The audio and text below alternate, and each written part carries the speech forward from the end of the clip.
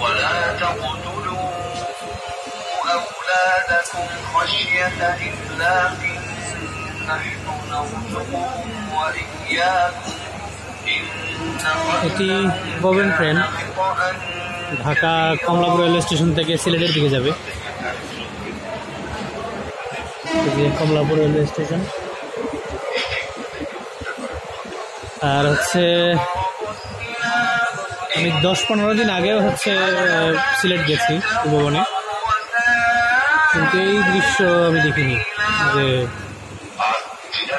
অর্থসহ কোরআন তেলাওয়াত হচ্ছে ট্রেনে। আসলে 5 আগস্টের আগে হয়তো কেউ এটা ভাবেনি এরকম যে ট্রেনের ভেতরে এরকম কোরআন তেলাওয়াত হতে পারে, তাও অর্থসহ। নিশ্চয়ই ধর্মপ্রাণ যারা মানুষ আছে তারা অবশ্যই খুশি হবে।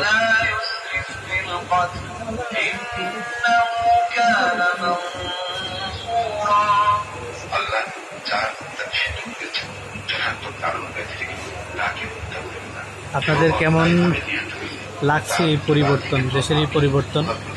নিশ্চয়ই কমেন্ট করে জানাবেন।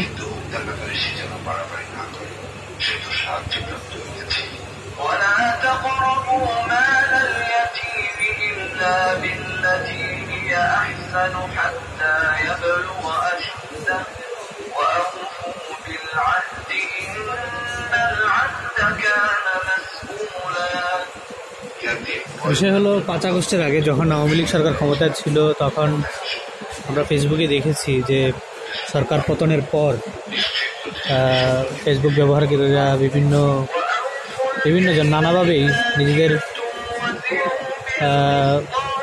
ধর্ম পালনে যে বাধার বিপত্তির সম্মুখীন হয়েছিলেন আওয়ামী লীগ সরকারের আমলে, সেসব তুলে ধরছেন। আসলে 5 আগস্টের পর সবাই যেন হাফ ছেড়ে বেঁচেছে এবং তাদের বুক থেকে একটি জগদ্দল পাথর নেমে গেছে।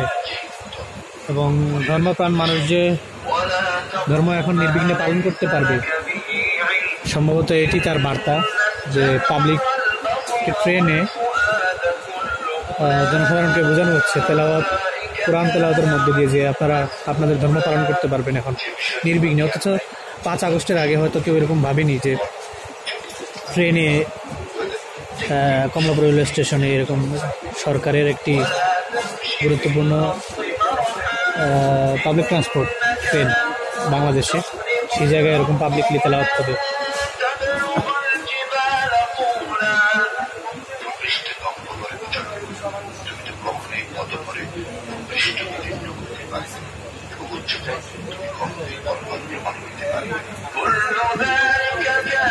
তো অবশ্যই কমেন্ট করে জানাবেন।